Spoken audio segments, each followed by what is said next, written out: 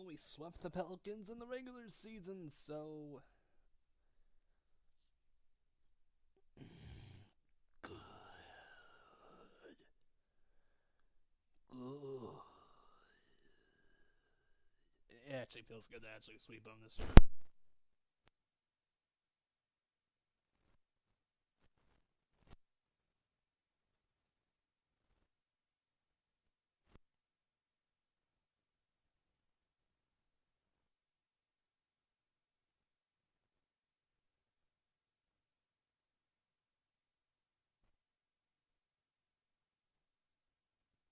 That's CJ McCollum with 23, Lillard with 24, Hood with 17, Cantor with 17, Collins with 12, Nurk with 11, Curry with 8, Amina with 6, and Turner with for 4. And congrats to Damian Lillard becoming the second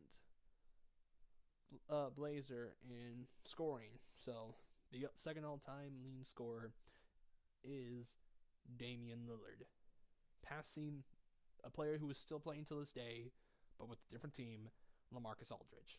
So yeah, what an accomplishment. Like he said, he's after Kawhi. Okay, and that actually might take a year or two until he actually passes him. They say. But the Pelicans, Julius Randle, oh, he killed us. The free throw percentage may be terrible for him, but overall, he did a heck of a job. Had a double double. Should have had. I'm gonna be quite honest with you. He should have had a triple double. Randle is a special player, and he's one of the players I'm hoping Portland can actually get. But we need to trade for him, sadly.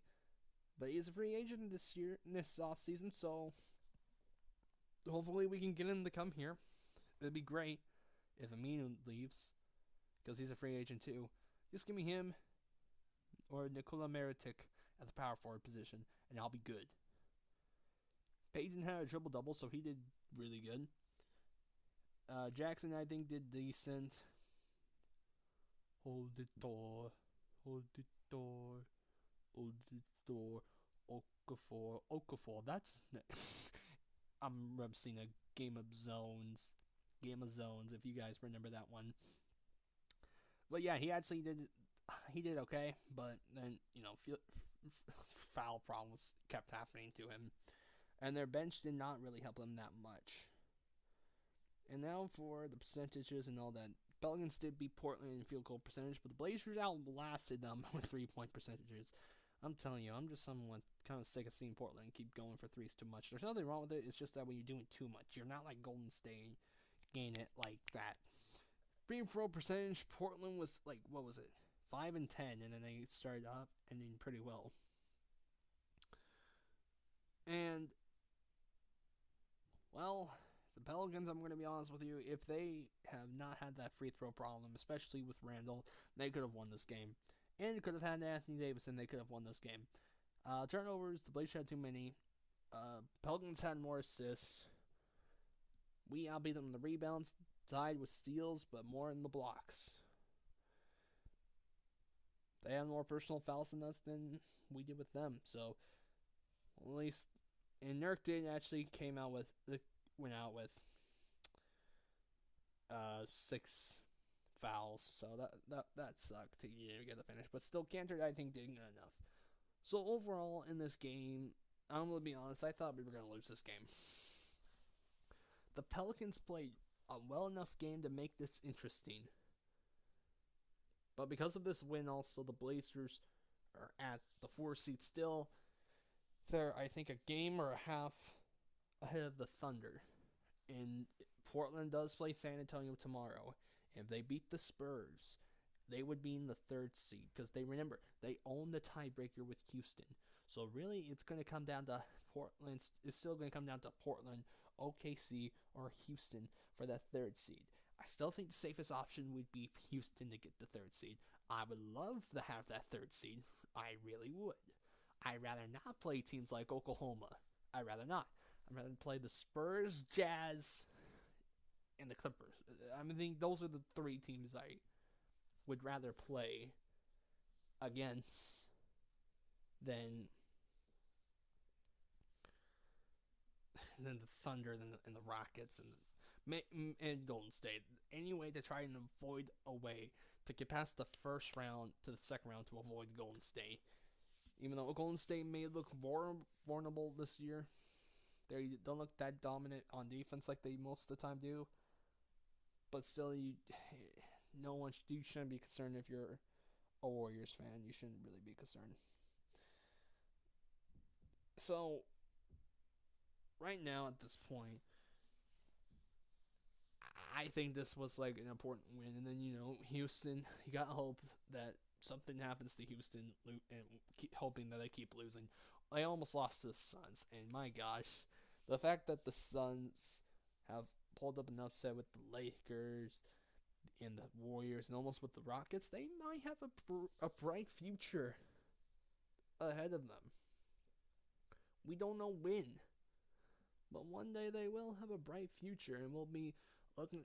People will forget about these last few years of the Suns not doing good. But right now, the Blazers, remember, they own the tiebreaker, and they do play San Antonio. They're 2-point underdogs. However, they say they have I think a 49% chance of beating them. So that 49% chance to 51, that's really going to be a close game. The last time the Blazers did beat the Spurs, I got to go back like 2 years ago. It was like Nurk's first year with us, and really, Nurk, he did good in that game. Last time, that was even the last time either one of the road teams, I think, won at each other's home. And I could be wrong, so you guys will have to leave in the comment down below. But if you look at the win streaks of both these teams, both the Spurs and the Blazers, over the last few years, Portland is in a 5-home game winning streak against the Spurs. I think the Spurs right now are on a 3 or a 4. You guys will have to remind me. But really, if it does end up being the Spurs, if we play in the playoffs, then it's probably going to go to a Game 7, including both all the way to the home teams winning. It's probably going to end up being like that. Because if one team on the road wins that one game, then the series is going to be over. It could end up being in 6 for either team. So really, hopefully they can beat them tomorrow. I don't know if they will. I mean, it's against one of the best home teams this year. Still, though, the teams just somewhat look very even this year. And I wouldn't mind playing the Spurs. The problem is, how are we going to defend Aldridge and DeRozan? How are you going to defend them? We don't know.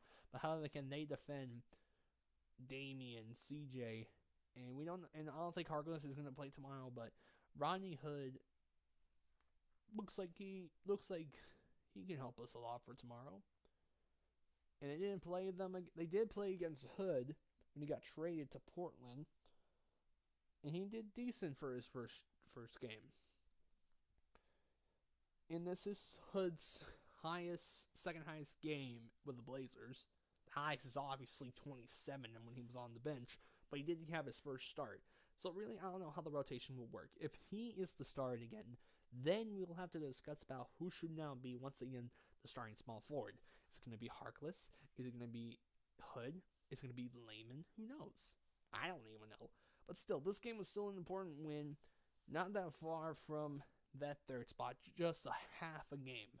So if they win tomorrow, they still own the tiebreaker with Houston, and they would get that third seed. And if Golden State can help us by beating Oklahoma City, that would be great. So who knows how it's going to happen tomorrow. And well, so congrats on Damian Lillard for being the second leading scorer in Blazer history. Today was a good day to be a Blazer. Oh, LaMarcus, congrats Damian. He congrats him.